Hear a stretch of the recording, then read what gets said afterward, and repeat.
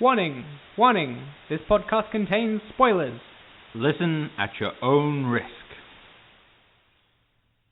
Welcome to Medium Shift, the podcast that investigates how stories stack up from medium to medium through the adaptation process. In today's episode, we begin Into the Spiderboots, name potential to change, which is where we look at almost every bit of mainstream Spider-Man media that has come out in the past 20 or so years. Yeah, it's Spider-Man.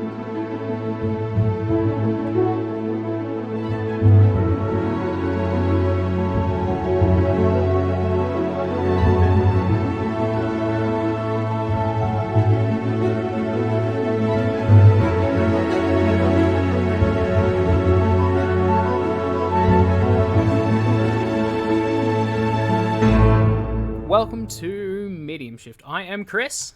And I'm Ev. And indeed, this is our first episode of our what's going to be ongoing series, which we're currently tentatively titling Into the Spiderboots, for reasons that are obvious to anyone who would be familiar with what we're probably going to be talking about, in which we are going to go through every theatrically released Spider-Man film ever. Excluding, TV movies from the 70s and 80s and so on and so forth. This episode, are going to be talking about what is not technically a theatrically released Spider-Man movie, but was almost a theatrically released Spider-Man film. In the infamous, I think infamous is probably the better description, the James Cameron potential directed Spider-Man film from the mid-90s. There is a script available online. I would recommend anyone curious with this project definitely check it out. It's a trip. As well as a 57-page scriptment as well, which kind of based on or heavily adjust the original script, which is what we're going to be talking about here. So, a little bit hard to shoehorn straight into this, I guess, but what were your feelings while reading the script and scriptment of James Cameron's Spider-Man? Whilst I was reading it, felt a little like being on acid. Yep, sure. There were times where I was audibly yelling, "The hell!" as I was reading. No one else in the room. It was to no one. Just my mind trying to comprehend what I was reading. Mm-hmm. And don't get me wrong, there are some good bits in the scriptments and the script itself, but a lot of it is in between some weird ass franchise breaking crap. Absolutely. It is So these two scripts, for people who are not necessarily familiar, obviously everyone would be kind of aware that we had our first Spider-Man film in 2002, directed by Sam Raimi. But that was far from the first Spider-Man project in development. Honestly, people have been trying to get a Spider-Man movie made since the 80s. Since, I guess, the original Superman in 1978, from, the mid-80s onwards, people have been, kind of going in and out on production of various Spider-Man films. It has gone through a lot of iterations.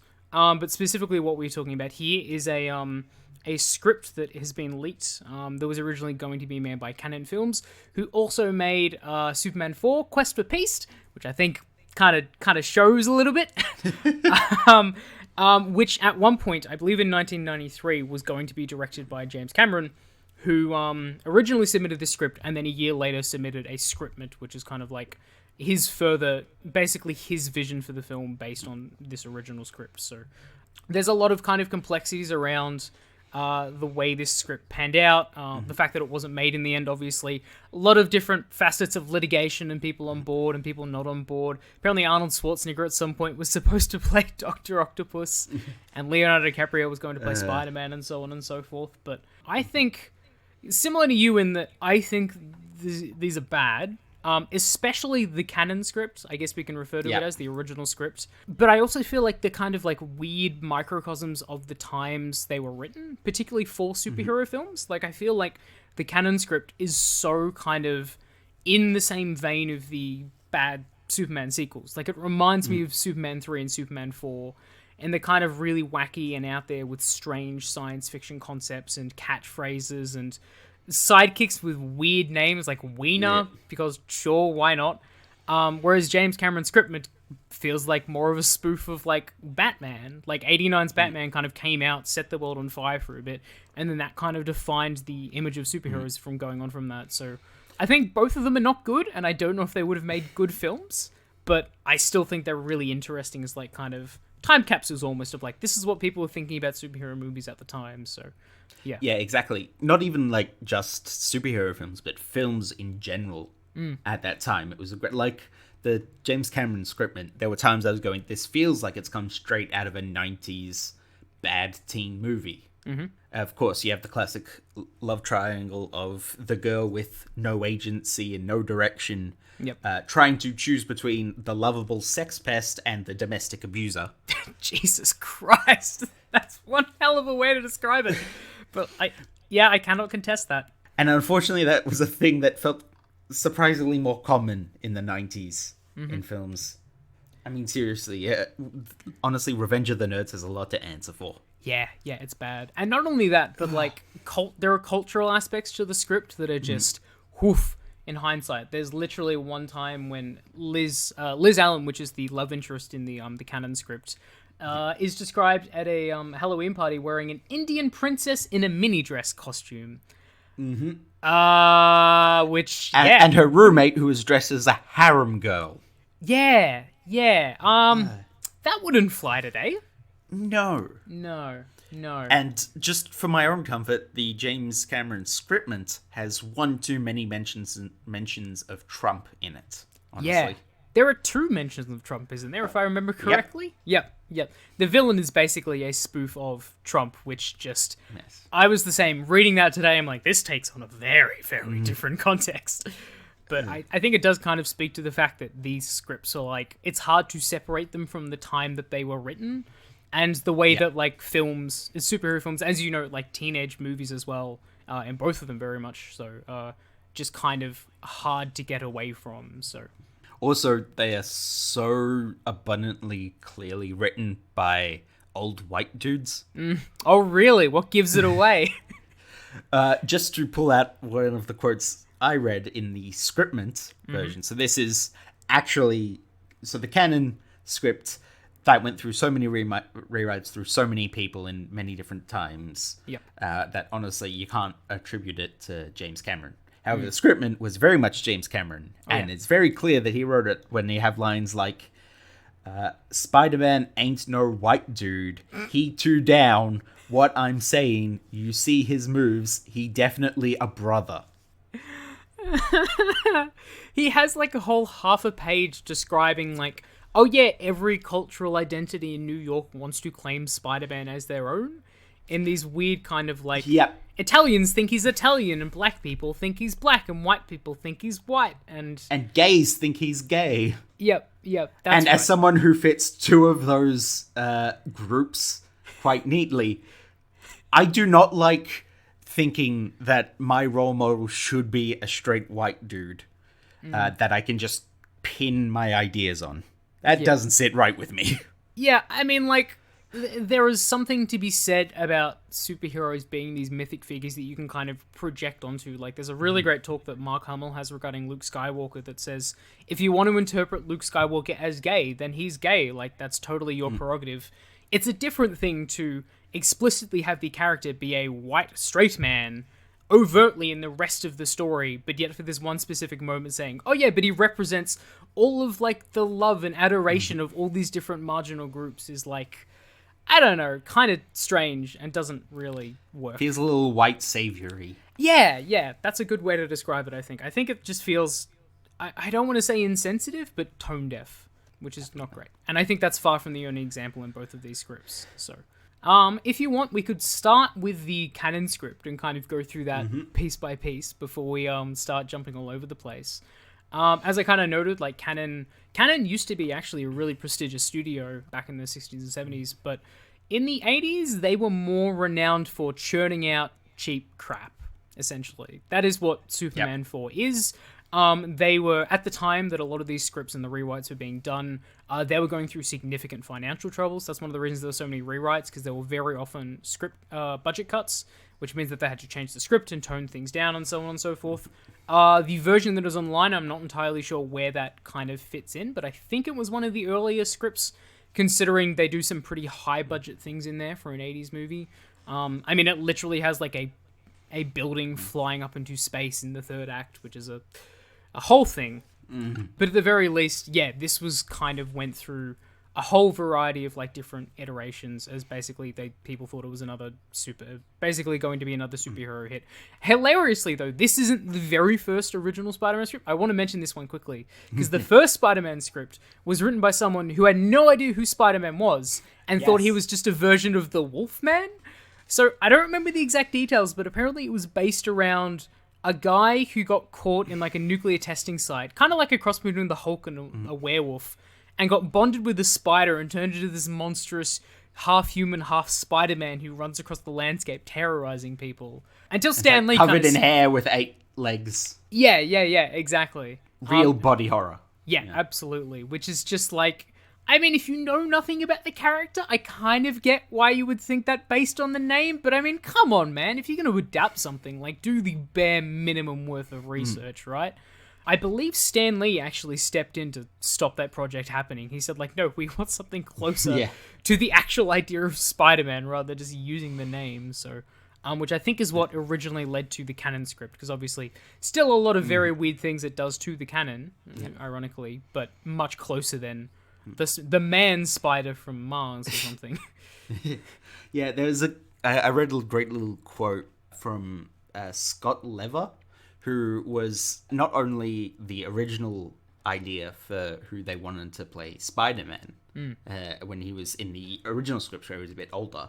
He also knew about Spider-Man and had worked with Marvel for a little while before that, as he was both a stuntman and also like an original kind of cosplayer. Oh, awesome.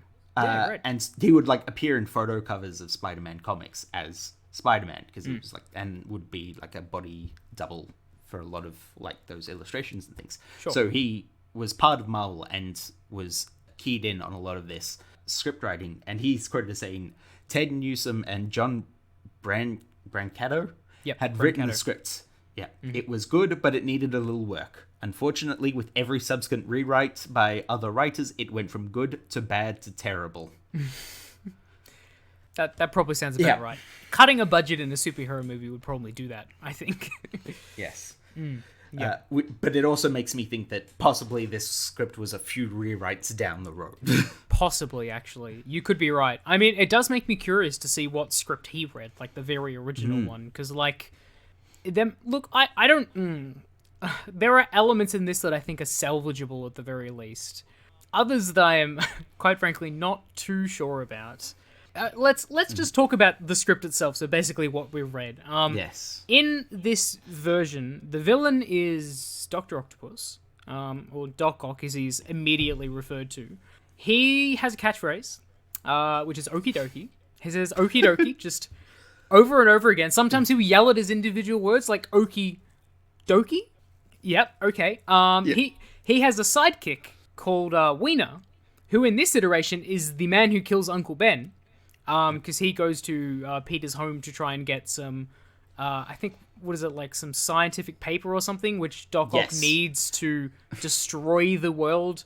Quite literally, he wants to cause some sort of planetary convergence that will combine force with anti-force and rebuild the world into some sort of new dimension or something like that.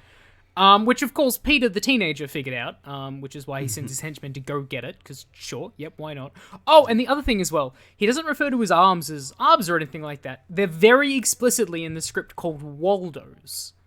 Like... Yeah, it took me too long to work out what he was talking about. Yeah, but it was talking about Waldos. I don't understand. Where does that come from? They don't explain it in the script or anything. It literally just says he moves around his Waldos, his mechanical arms, and... It's not only just like a script thing, not like, you know, something that wouldn't appear in the film. Doc Ock explicitly says to multiple people, "How do you like my Waldos?" Which I don't understand where the word comes from. Like I while reading it and while doing research around it, I just don't get why that was a thing. Was it just supposed to be comical? Was it supposed to be a literal joke that he referred to his arms as Waldos? Is there like a play on words that I'm not seeing here? I genuinely don't know. I honestly tried to rack my head around why they would be called Waldos. The only thing I could think of was it mentions they're telescopic. which means like being able to go in and stuff. And one of the key points of telescopes is they look like stripes. And Waldo from Where's Waldo wears stripes. That's it. That's all I could manage. What? Whoa. Look, no. I mean, look, that's probably not the case, but I love that it's definitely not the case. Yeah, but I love that you actually managed to figure out something, because that was far more than me, because I genuinely could not figure out why at all. Yeah, it was shortly after that revelation that I went, oh, I know what this is. This script is batshit insane. Pretty much. I mean, like, I kind of got that from the very beginning, when it's just this opening scene of a bunch of lights flashing around and Doc Ock yelling okie dokie over and over again. They also... So, in this respect, he's much more intimately tied to Peter Parker, which is actually not that uncommon from the comics and some iterations of Doc Ock, and that he's his teacher. They get their powers in the same experiment. Like a spider gets, like, hit in a blast radius or something and bites Peter. After being hit with the anti-force. Anti-force, that's right. Yeah. And then... Because as we know, science is the study of the forces. Yep. So therefore, anti-force has to be anti-science, I guess? I don't know. Every time it got to, like, there are literal pages of... See, this is what made me think of Superman 3, but there are literal pages of just, like, sciencey stuff happening. Just, like, flashing lights and blaving things and just this absolute nonsense scientific jargon that means completely nothing. Just being yelled over words of machines and stuff like that. Yeah. Yes, my base level scientific knowledge is year 12 physics and biology. That is my standard, and even I didn't need that to realize most of the stuff they were talking about was both contradictory and or just not words. I mean, on one hand, like, nonsense science just has its place in superhero and comic book stories, like, all the time, just going back to the original Captain America and its Vita rays. But on the other hand, like, don't have literal pages of people spouting scientific nonsense like it's supposed to mean something. Yeah, and probably not the best idea when you're spouting off this scientific mumbo-jumbo, which I believe is the scientific term for what this crap is. Of course. Don't then try to make yourself seem smarter and by bringing in theories that are very unscientific. Kind of shoots yourself in the foot then a little bit, doesn't it? Yes. Yep. Just a tad. Look, when he was talking about the mixing of the dimensions and every force having an anti-force and trying to break the barrier of reality and anti-reality or whatever, I was just going, okay, if this brings in homeopathy, I'm out. I'm just gone. The one redeeming quality I can see with all this scientific nonsense is that there was a lot of rumored casting for this, though it never actually got to the casting stage. But at one point they wanted to get Bob Hoskins to play Doc Ock. And honestly, if there was anyone I wanted to play a really absurd, kind of over-the-top Doc Ock who yells okie dokie and scientific mumbo-jumbo, I kind of wanted to be Bob Hoskins, as long as he was drunk at the same time. As long as this was a Super Mario thing, and he was drunk on set perpetually.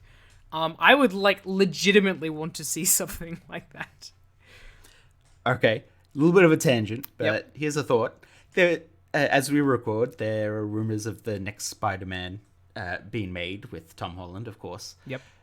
What are your thoughts on basically modern-day Bob Hoskins, or the modern-day equivalent of Bob Hoskins, Danny DeVito, playing Dr. Ock in Spider-Man 3? I mean, why stop at Doc Ock? Let's get Danny DeVito to play everybody. I want to see a version of Spider-Man played by Danny DeVito. Hell, there's this scene in It's Always Sunny in Philadelphia where he dresses up as Spider-Man in, like, a Halloween party. Yes. I remember when they were announcing, like, all of the absurd multiverse rumors around Tom Holland's Spider-Man 3, saying, oh yeah, Danny DeVito confirmed for the role of Spider-Man, just with a picture of that inserted. Look, I mean, that's great, but Danny DeVito as Black Cat. Yes, great point. I mean, look, no one can wear skin-tight leather like him. I've seen him come out slick of a couch, like, Yes. literally be birthed out of a couch. He can do anything at this point. So, by God, that's a good pick. That's a really good pick. I mean, like, Danny DeVito was around this time as well. Like, he made Twins around, 93 or something like that, so he would have been... With Arnold Schwarzenegger. With Arnold Schwarzenegger, there you go. The other guy who was rumoured for Doc Ock when James Cameron got involved, so...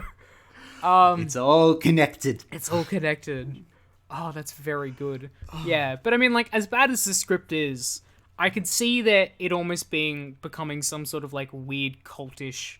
like, so bad it's good hit. In the same way that Mario Brothers kind of has, if they got someone like Bob Hoskins or Danny DeVito to play the villain, which I think would have been great. So, less ideal in some of the rumored casting that I saw. Supposedly they wanted young Tom Cruise to play Spider-Man for this role. Which, I heard about that. Yeah, I mean, it's hard, obviously, considering we know Tom Cruise so much more now, his public persona, and like everything else he's been in since, but I find it really hard to imagine him as an idealized Spider-Man in any way, shape, or form, honestly. I mean, he'd fit really well with all the fake science that they're throwing around. It's a very good point. If anything, he could do a rewrite on the script to make it more fake sciencey. Yeah, no, absolutely. I'm creating this science experiment to take my house to find Xenu. Jesus Christ. Oh, God. Yeah. Anyway, But yeah. Speaking of potential casting, there was also, I don't know whether it was for this script or the scriptment later, but there was rumors that they wanted to get Maggie Smith in for the role of Aunt May. Really? Oh, that would have been really good, actually. I could have seen that. Really? Just think about it for a little bit. Yeah, what's wrong with Maggie Remember Smith? in the script where she has a whole thing about telling Peter just to keep, pressuring the girl he likes. Yeah. No, and how he's bitten by the love bug. Yep, no, fair. It's more like the image of Maggie Smith playing a Aunt May, I think, works. This version of Aunt May, I don't want to see on screen. Yeah, no. Fair point. Nor this version of Uncle Ben. Uncle Ben is like a kind of a gross... His introduction is like yelling at a TV, like watching the sport or something like that, and like drinking a beer can or something along those lines. Like, specifically a brewski. Oh yeah, there you go. I believe is written. Which makes it so much better. I just don't really understand what they were going for with those two characters specifically. And then for him to get killed, like completely kind of disconnected to Spider-Man, like he's killed because Peter coincidentally just had something that Doc Ock knew, but like he doesn't have the same level of guilt of not stopping the mugger or anything like that. It's just strange. Yeah. Honestly, the whole thing about Doc Ock really having nothing to do with Spider-Man and just trying to get Peter Parker, and just by coincidence, Peter Parker is Spider-Man. Yep. Hence why Spider-Man gets involved. That feels wrong. Yeah, it should be the other way around, right? Like, yeah. I mean, yeah, it's strange. Like a good Spider-Man does. Like Spider-Man 2. Yeah, which we will get to. We will get to. Far better than anything this could have ever been conceivably, so... One thing I will say, as questionable as I think most of the characters in this movie are, obviously Doc Ock, obviously Aunt May and Uncle Ben, Peter, I guess he's like pretty selfish for the most part, but that is kind of in line with early Spider-Man. The one character I do think they get right, and that's probably only because he already fits the really kind of wacky tone of the script, is J. Jonah Jameson. Okay. I think there's one exchange when he has like 100, do you want to go? There's one point where he's trying to heckle Peter to go into the lab, which is when Peter gets bitten by the spider, to get photos of Doc Ock. He's like, I'll give you $100. He's like, all right, sweet, I'm in. He's like, all right, cool, I'll give you 50 when you get back. He's like, you said 100. All right, fine, 70. You push a hard bargain. And then he gets back and J. Jonah meets him up with him later. He's like, here, there's 2 crisp 20s for you. Go buy yourself something nice. It's like, I don't know, a couple of those moments. And when he's always just yelling for a photographer, something about like, it's not the, like, Jonah Jameson has actually turned into a really interesting character in certain iterations, but the kind of silly, wacky newsagent J. Jonah, like, people kind of know and love, I think that fits pretty well. Supposedly Stan Lee wanted to play this version of J. Jonah Jameson. Oh, that would be interesting. I don't know if it would have happened, but I would have been so on board just to see something like that. Yes. Yeah. I'm just imagining the scene, which is classic wacky J. Jonah Jameson, where he throws down his cigar and stamps on it in, like, anger, and then immediately pulls out another cigar. Yep, absolutely. And I'm like, I can see Stan Lee doing that. Yeah, And at no point ever smoking it. no, definitely not. I would be curious. I don't know if Stanley has like the edge or like the gruff edge of J. Jonah Jameson, but I think he could definitely do wacky J. Jonah Jameson. Yep. I think that have worked pretty well. Yep, almost like kind of pseudo lovable J. Jonah Jameson being Stanley. Yes. Yep. Yeah. There is, speaking of characters they get right, I do think there is actually one other character that they get surprisingly right. Flash. Yes. Yeah. Flash. Yeah. That was surprisingly consistent. We'll talk about the scriptment in a bit, but the version of Flash is similar in both, and I think in both they're actually, all right. Yeah. Yeah. Because it's quite accurate to the comics in the sense that Flash is, he's a bit of a bully, but he's also still kind of close with Peter, and also might not like Peter, but absolutely adores Spider-Man. And there's sort of that little thing behind it. Yeah, which they play off that dynamic a lot. Yeah. Yes. And the idea of them having mutual friends sort of constantly. So they're butting heads, but also not super aggressive. Yep. Which that is straight from the comics. And it basically didn't happen until some of the more recent animated series and the Spider-Man Far From Home to basically bring that back into main continuity Spider-Man. Yeah, sure. I mean, like, Flash has not really played a big role in any of the other films. Like, he's a little bit in the first Spider-Man, but is kind of like a generic bully. Which, like, and he, from what I remember, he kind of disappears, like, halfway through the film, basically, when he gets interested in the Green Goblin. So, in that respect, I thought that was, like, kind of surprising. And I did kind of appreciate that it stuck around with the high school drama aspects a little bit more, even if I thought a lot of that was largely cliche and bad. Like, that kind of fit the tone, I guess, a little bit. Though that being said, they do have a dance number at a prom, which, like, 100% no. Like, Spider-Man 3 showed us why that was a bad idea. The other bad part of the idea was, this is all in the script in which they are basically college students. Yeah. And it's still treated like high school. Yeah, I'm not really sure how that works, honestly. No. Yeah, I mean, look, let's be real. In Spider-Man 2002, he doesn't look like he should be in high school either. No. So, they've played fast and loose with the age a little bit. But still, there's like, as much as we can say that there are some vague salvageable elements with certain characters in this, I think it's mostly quite bad. And I think, generally speaking, I feel like we would have had a Superman 3 or a Superman 4 if this was actually made, especially at Canon at the time. I just wouldn't see this taking off. Because especially with additional budget cuts, like, a lot of the interesting stuff I suspect would have been canned. The whole plot of the villain is weird. I don't understand what they're doing with this version of Doc Ock. There's one point Professor Ock. Professor Ock, God, that's right. He refers to himself as Spider-Man a couple of times as well. It's like, no, I'm the real Spider-Man. And then immediately... I was trying to work out, is that because he was bitten by a spider as well, but before the spider got irradiated or anti-forced or whatever? Yeah, I don't know. I thought it was because of the arms, maybe? He's like, I've got a bunch of arms like a spider, so therefore I should be Spider-Man.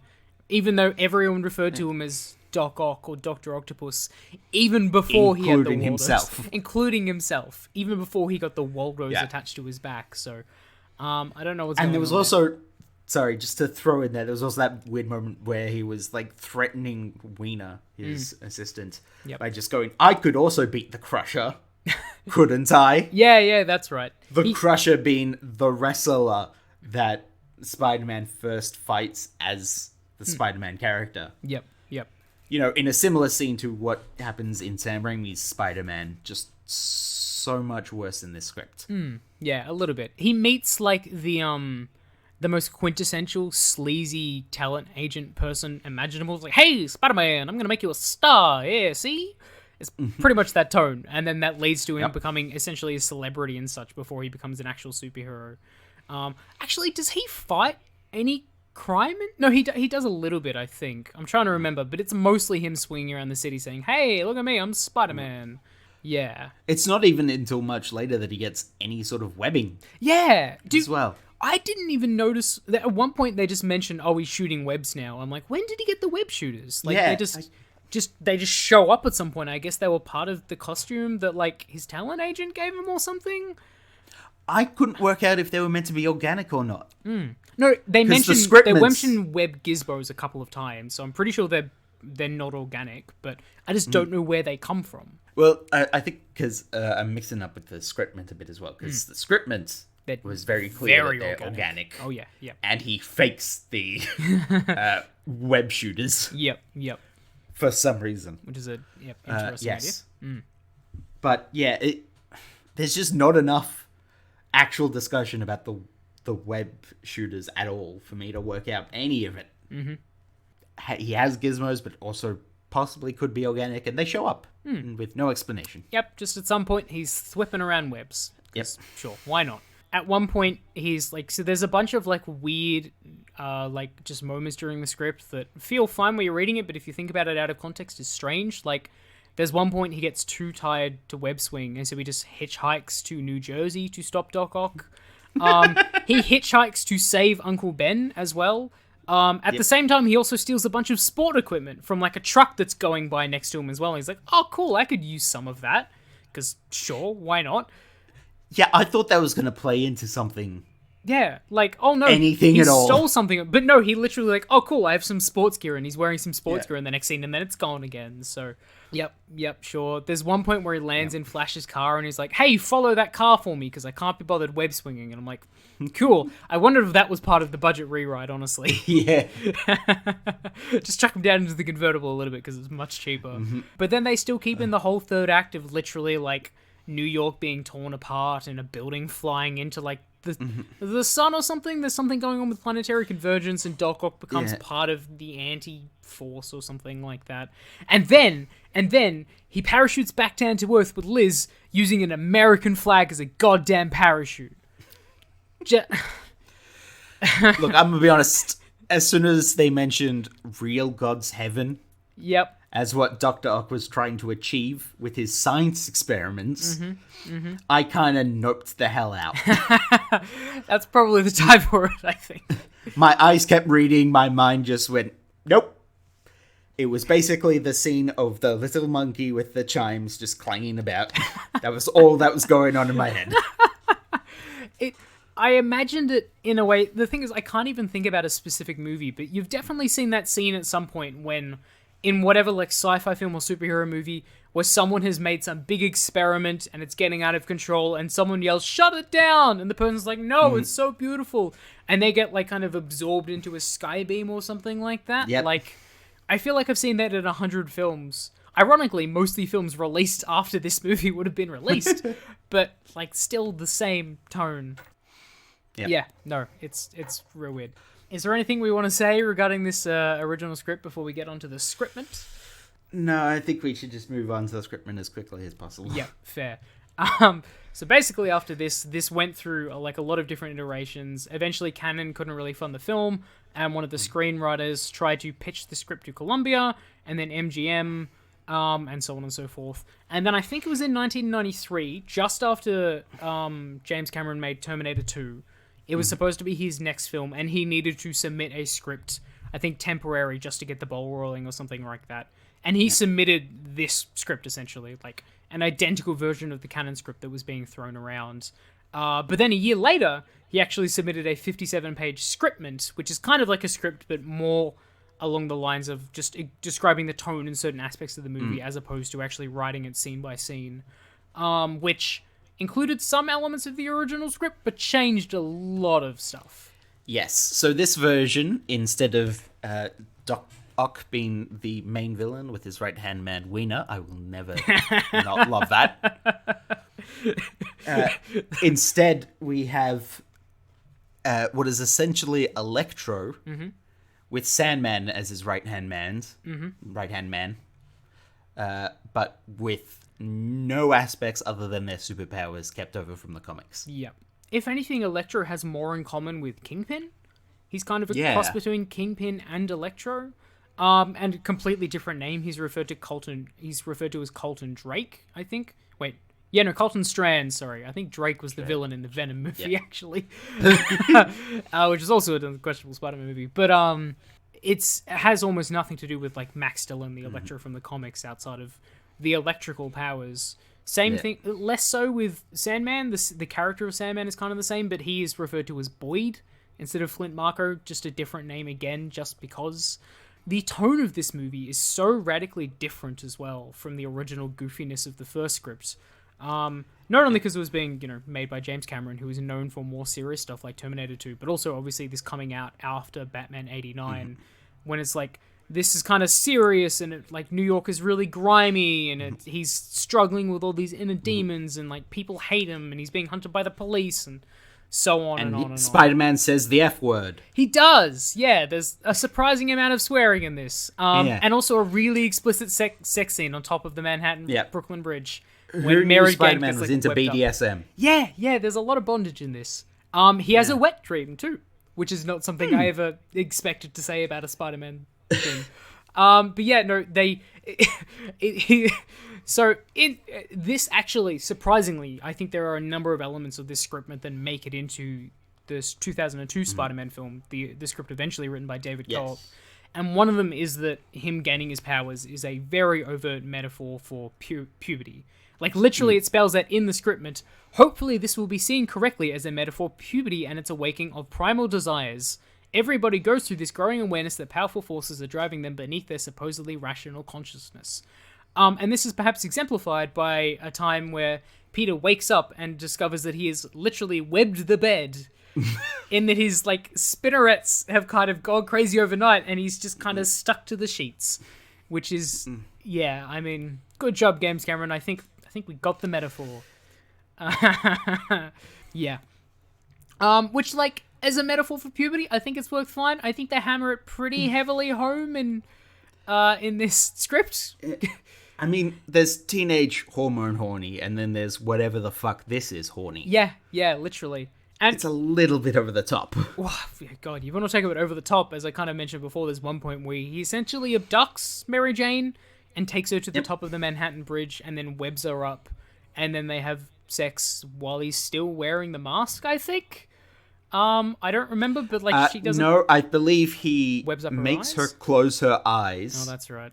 And then lifts up at least half of the mask. Yep, sure. Which is so much better. Whilst doing the classic foreplay move of talking about spider facts. Oh, yeah, God. Yeah, they have this whole, weird flirty back and forth, spiders are ultimate predators and have to do a dance to attract the female, as he's, kind of dancing around her on top of the bridge.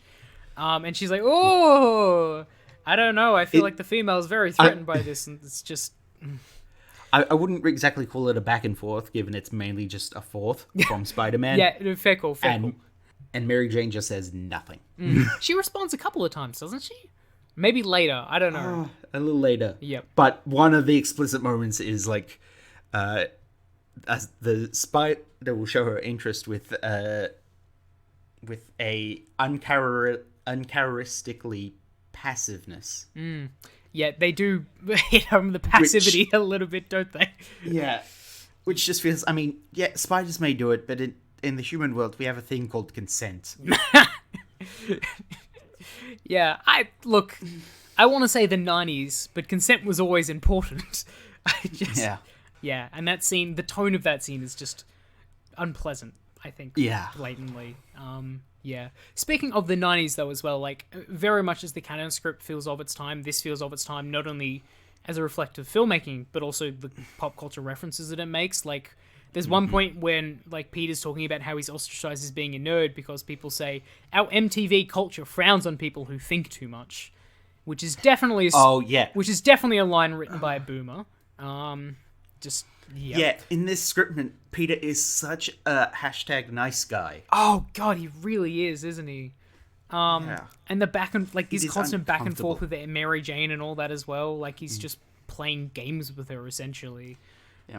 Until eventually she's cut off from not just her friends, but her family, to really she's only sees him. Yeah.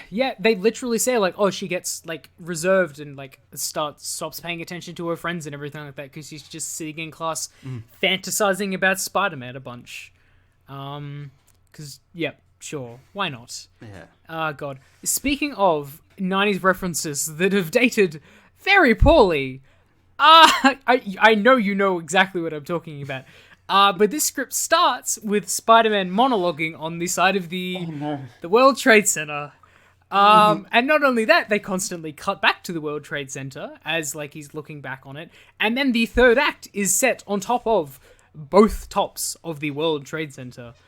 Yeah, that was... Which they have fun trashing. Yeah, they kind of destroy it a little bit. There's even this one description of when like Colton Strand during the third act climax is like falling down the side of the building and like his electricity is arcing in all directions, and it's like this amazing display, like fiery display going on between the twin towers. And I'm like, Jesus Christ. Yeah. Oh, I don't know about that.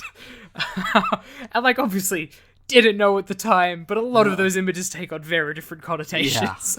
Just 7 years later. So just for me, it was that scene where they talk about he was draining so much power from the grid that he blacked out most of Manhattan and then melted the steel of one of the top tower posts to create a bridge. And I'm like, oh no, that is bad imagery. Colton Strand can't melt steel beams. Colton Strand can't melt steel beams. That's... Yeah. Oh god. Yeah, it's rough, isn't it? No. Yeah. Which is also really annoying because aside from that, it's actually kind of an interesting third act. I quite liked a lot of the third act stuff of this script, honestly. I don't think this... It felt really good for a non-Spider-Man film. If this was like a hard proper action film, but that just happened to have people with like mutant powers that is not afraid to like kill. Yep. Because my god, does Sandman have a horrifying demise in this? A little bit, yeah. Yeah. I took a quote specifically from it, which is, Sandman is a smoking lump of melted glass in the vague form of a man, poised, cooling in a position of agony. Like Michelangelo's dying slave, his glass mouth is a shapeless pit of eternal pain. Bummer. I forgot about the bummer straight after that description. It really hits it home, doesn't it? Just the cut it, tone right there. Yes. Yeah, no, absolutely. This is adult, very adult. Yeah. But yet the character of Strad and Boyd are actually quite interesting. And like the whole thing of him basically buying up the media to turn it against Spider-Man so he can win him over into his sort of higher race kind of thing. That is super interesting as a plot point. It's just the rest of the movie just doesn't make sense for it to be this kind of good villain. Yeah, I think there are, like, as much as I don't like the script and overall, but I think there are decent elements in here. And I think a lot of the decent elements made it into the 2002 Spider-Man movies. So. Oh, absolutely. A corrupt capitalist who goes a little insane because of his science experiment is the first movie. Yeah, absolutely, right there. Yeah. And the whole idea of, like, trying to... the villain trying to win sort of Spider-Man over is in Spider-Man 2, which is probably the best Spider-Man film until Homecoming came out, basically. Yeah, we'll definitely get to that. Yes. But no, absolutely. I mean, there's even a scene like that in Spider-Man 1 where Green Goblin's talking to Spider-Man on the rooftop, like, you and I aren't so different, buddy boy, or something like that. There's almost an identical scene in this, so which like it's become a cliche now, I think. The villain, honestly, like, I'm not that fussed about it being different from Electro. I think kind of combining the characters of Kingpin and Electro into one makes for an interesting character. He very explicitly compares Colton Strand to Trump multiple times. And having a Trump-esque villain in a Spider-Man movie, I think, kind of works, because the comics have lamped on that as well. Like, Kingpin is obviously a really big figure in the comics, and seeing it adapted in this way, I think, was, like, generally okay, even though the name change and some of his rhetoric about being a higher race and all that, I thought was a little bit strange and Aryan. But it kind of fits with the whole idea of Spider-Man, which is people using science and tech to better themselves, either for really good or really bad. Because everyone in the Spider-Man universe is some sort of scientific experiment and goes on to become either someone fantastic or someone super evil. And very little in between. Yep. Except for Sandman. Sandman does actually become a bit of an anti-hero or anti-villain sometimes in the comics, which is good, but Spider-Man 3 kind of delves into that a little bit. But we'll get onto that in the episode on Spider-Man 3. Yeah, so it's just... I don't know. Like, I think this is better than the Canon script, and I think I would have been curious to see what the final product of this would have been. Oh, I mean... Yeah, I would have loved to have seen this a bit more fleshed out, especially this third act, which honestly, although it sounds great, when it has stuff like the final battle is joined and it's a real barn burner, vicious and elemental. I won't bore you with the details right now, but it's big. No! Tell me the details! This is the part I'm interested in! That's a scriptment for you. That's the thing. He just, like, skims over, like, really significant scenes sometimes. Yeah, but he skims over the good bits and focuses heavily on the bits that just kind of suck. Sure. It's true. Particularly, like, the idea of the Sandman, I think, in a movie like this would have been interesting, because basically, look, let's be real, if we're talking about this as James Cameron, he wanted another T-1000. Oh, yeah. He wanted to make T-1000 in Spider-Man, and, like, Sandman is, I think, is a really cool example of that, I think. Visually, that would have been very interesting and appropriate. And it ends in a very similar way, spoiler alert. It does indeed. The Terminator films. For Terminator 2, Yeah. Yep, sure. There was even rumors that Edward Furlong was going to play Spider-Man as well, so... Who was obviously John Connor in Terminator 2 as well. And Leonardo DiCaprio was rumored for Spider-Man as well, so... Which... Honestly, I would have been on board seeing, especially, like, young Leo, like, What's Eating Gilbert Grape, early career Leo. Absolutely. Hell, even late Leo, like Great Gatsby Leo, I would be interested in watching him as Spider-Man. True. Yeah. Oh, look, I'm going to college. Definitely don't have this fully formed man beard. Okay, I was thinking about an older he still Spider-Man. looks younger than... Oh, okay. But no, I like your was gonna version better. Yeah, I was going to say, he still looks younger than Yeah. Tobey Maguire, so... But no, like... Just stick him with actually, like, Keanu doing Reeves as, like, Yes. Harry. Oh, Keanu Reeves would have been an amazing, like, teenage buddy. I would have been so on board with that, yeah. Especially, like, around, like, this would have been the era of, like, Bill and Ted. That would have been... Oh, now I was thinking about modern Keanu. But hell, okay, yeah, late Keanu would almost have been great as, like, early Keanu. Yep. Great. I'm just thinking about fair two point. people who still look super young, despite the fact that they've been around for so long in the film industry. It's like 30 years on and they still look the same. Yeah. It's deeply unnerving. It's true. Yeah, but no, I look, I would have been very curious to see what movie this turned into. Even though I'm satisfied with, like, I think Spider-Man 2002, at least based on the way that panned out, would have been a better introduction to the character in some ways. But I think there are some interesting elements in here. It's definitely grimdark. I don't know how I feel about the tone of it, especially. And that's one of the elements that I don't really like about the first Spider-Man movie as well. But I think, I don't know, like, maybe it's just, like, after reading the Canon script, like, yeah, thank God, something that's vaguely competent. But I would have been very interested to see what kind of cultural product could have come out of James Cameron's direction. And it probably would have made $1 billion knowing him, so, you know. So I guess we can kind of, like, talk briefly about, obviously, the fact that we're talking about it, the scriptment and not the final film. This movie did not end up being made for a variety of reasons. There were multiple, like, litigations regarding contracts in the original script. A bunch of companies, including Marvel, went bankrupt in 1996 around this time, which is when Marvel sold their rights off to... Anyone who would take them. Yeah, basically. But they sold off the rights to Sony, which specifically led to Spider-Man 2002, but also to the X-Men, Daredevil, Blade, bunch of other characters like that, essentially.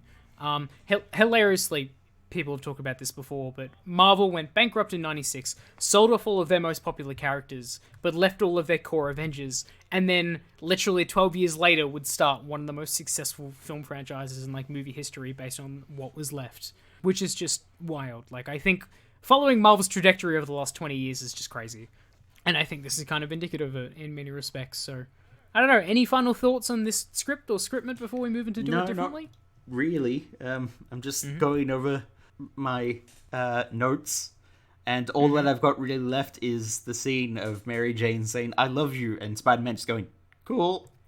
Yeah, they have a "I love you, I know" moment. Yeah.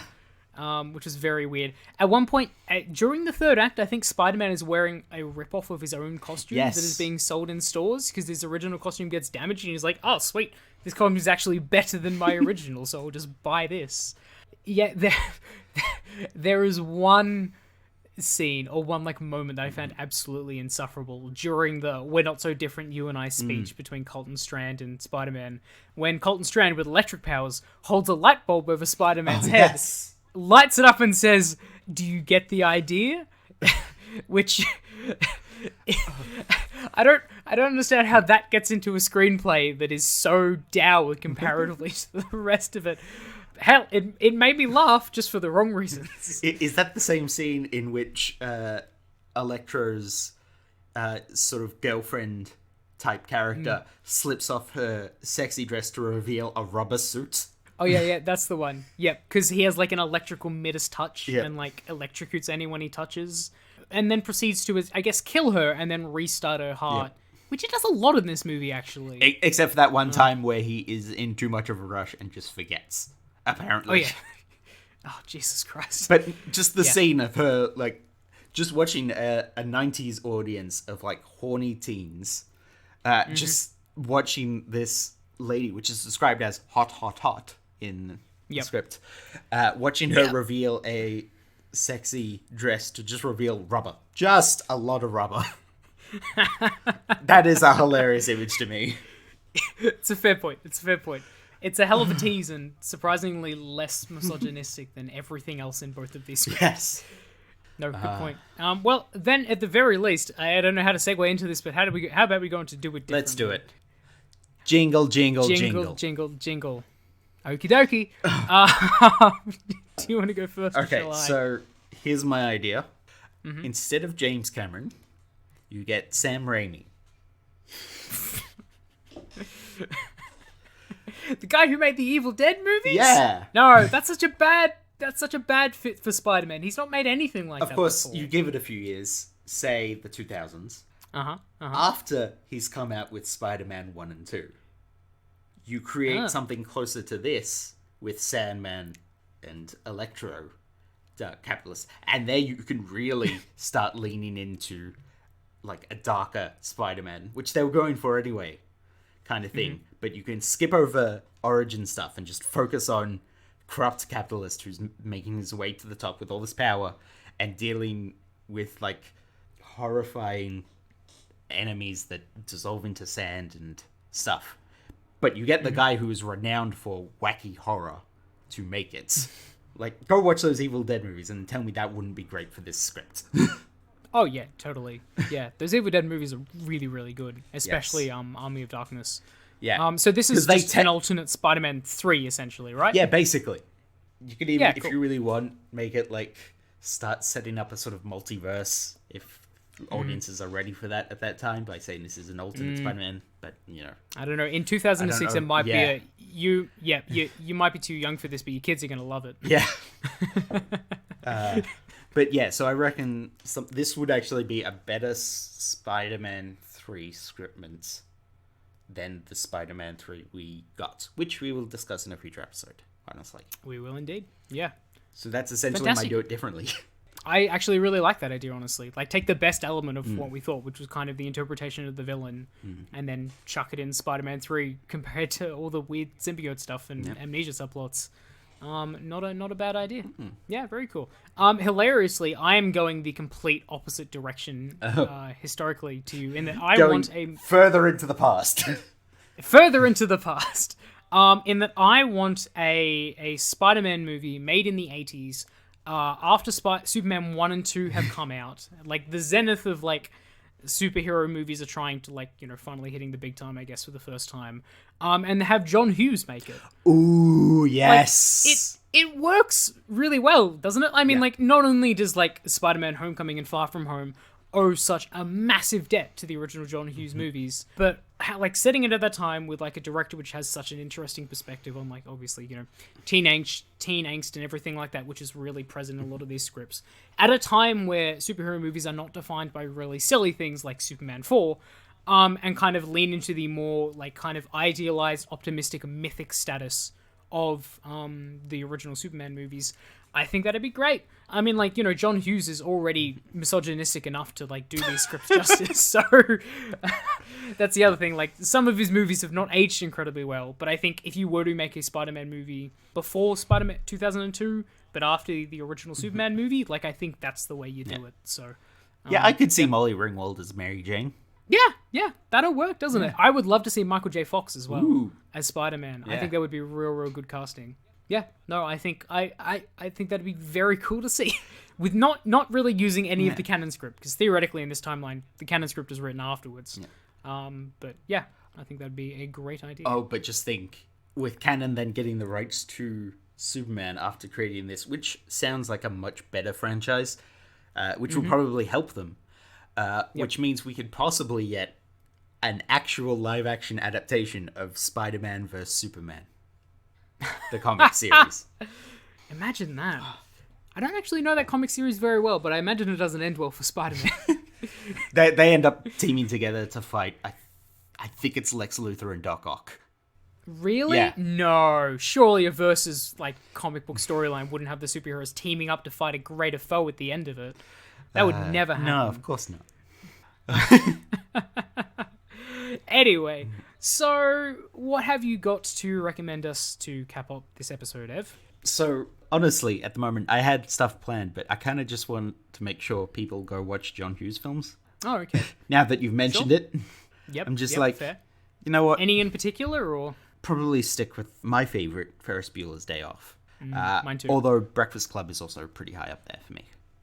But yes, yeah, if you want good teen writing, which these scriptmen certainly do not have, that is, John Hughes is one of the few people I actually trust with getting teens well written from old white men. Like, Yeah, everyone else, absolutely. I don't trust him. John Hughes, he's all right. I'll give him my pass. Yeah. As long as you come in with the mind of, yeah, these are of their time as well. Yeah, absolutely. There are some elements, particularly in 16 Candles, and a couple of other films that have aged less charitably. But I mean, I can't deny the cultural status of movies like Ferris Bueller and Breakfast Club. Yeah, I think they're absolutely worth seeing, and like quintessential 80s cinema in many respects. Yeah. So, yeah, cool, awesome. Good stuff. Well, I guess what I'm going to recommend is actually a Spider-Man thing from the 90s, but the Spider-Man animated series. Yes. Which I don't know if it has an official name outside of just Spider-Man the Animated Series. Hilariously, kind of similar to the James Cameron script that drew heavily from like '89 Batman. This kind of blew up. This is kind of one of the animated series that blew up after the success of Batman the Animated Series. And X-Men the Animated Series as well, and very much fits into a similar vein of that. I can't guarantee that it is great, since I watched it when I was young without really a critical lens, but I have very, very fond memories of it, and they go for some really fun and weird different storylines and directions. In season 3, like Madam Web is a major character. There's even a multiverse episode in season 3 where he meets Stan Lee at some point. Wow. And jumps through. They do the Clone Saga, I think, in some level as well. Ironically, actually, the reason that Electro never actually shows up in the animated film, because they were going to use him for the movie and wanted to save him for that, which I think is a kind of a fun connection. Yeah. Until the movie kind of didn't really go into development, and they were going to put in Electro in the latest season before it was cancelled. But yeah, I think that'll be... If I'm not mistaken, I think they did get Electro in, but they couldn't get Sandman in. Yeah. Sandman and Electro. You could be right, actually. I don't quite remember. But I think it definitely isn't like the height of, especially Batman the Animated Series, but I think is still like kind of a fun addition that does some pretty strong stuff with the material. So yeah. I'd recommend it. Yeah. Well, thank you to everyone who listened to this episode of Medium Shift, our first episode of Into the Spiderboots. Hopefully we have a better title next episode, but we'll see how we go. Next episode, I don't even think we need to tease it, because you can probably guess what we're going to be talking about. Spider-Man 2002, a movie I have very strong, well, I wouldn't say strong feelings of, but strong feelings of nostalgia, I guess. Like, obviously, a movie of its time, which I'm very much looking forward to revisit. So, until then, fare thee well. Okie dokie. I knew you were going to frickin' say it.